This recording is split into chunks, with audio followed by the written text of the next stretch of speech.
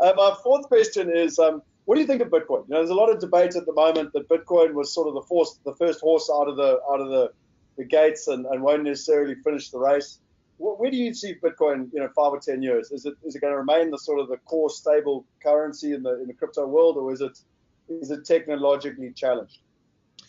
So Bitcoin is both metaphorically and literally a symbol.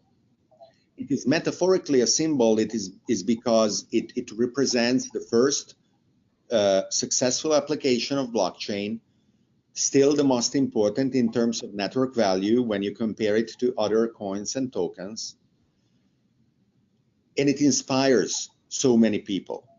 It is literally a symbol because BTC represents a given protocol that is evolving with the code constantly being refined by developers. But what protocol and what version of the code is labeled BTC is just a question of choice. And it constantly happens, and we call them forks, that a group of Bitcoin developers gets angry enough not to want to reach what we call consensus with the rest of the Bitcoin developers, and in a huff goes off and says, okay, now I'm calling this Bitcoin Gold, now I'm calling this Bitcoin Cash, now I'm calling this Bitcoin whatever, Cayman Islands. And it is perfectly fine. Rather than getting into a war where we need to kill each other, now we found a way to have the market work it out. And then basically it is going to be the case that the winning version is going to be called Bitcoin. And everybody else will say, oh yeah, of course, that is Bitcoin. Doesn't matter. So these variations create an incredibly rapid evolution. And this evolution is reflected in the network value.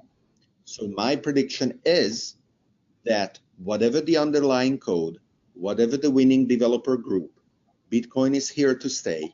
Bitcoin is going to be increasing in its value for a long time. I have been telling people to believe in blockchain and Bitcoin, and they would come back to me and say, oh my God, David, you've been telling me this for so long. Now Bitcoin is $10, it's too late. And then they would come back and they would tell me, oh my God, David, this is maybe the same people. You've been telling me this for so long. Now Bitcoin is $100, it's too late. Now it's $1,000, it's too late. Bitcoin is now $10,000 or more, and it is not too late. Both because a lot of people don't realize that you don't have to buy an entire Bitcoin. You can buy a fraction. If you have $100 that you want to risk in this crazy thing, you can.